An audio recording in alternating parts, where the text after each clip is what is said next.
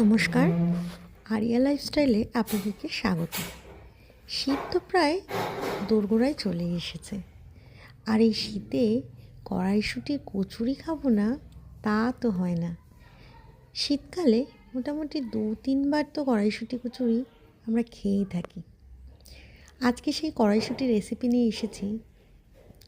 আমি কি করি, প্রথমে কড়াইশুঁটিগুলোকে ছুলে মিক্সিতে পেস্ট করে কড়াইয়ের মধ্যে হিং, কালো জিরে, লবণ, হলুদ, একটা তেজপাতা দিয়ে ভালো করে শুকনো শুকনো করে পুরটাকে রেডি করে ফেলি।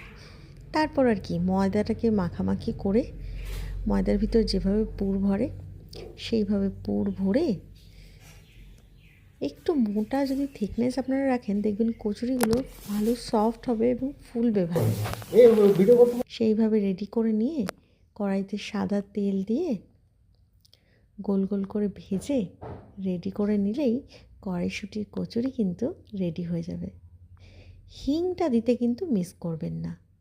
এই হিংটার জন্য কিন্তু ফ্লেভারটা আরও সুন্দর লাগে, আর খেতেও কিন্তু টেস্টি হয়।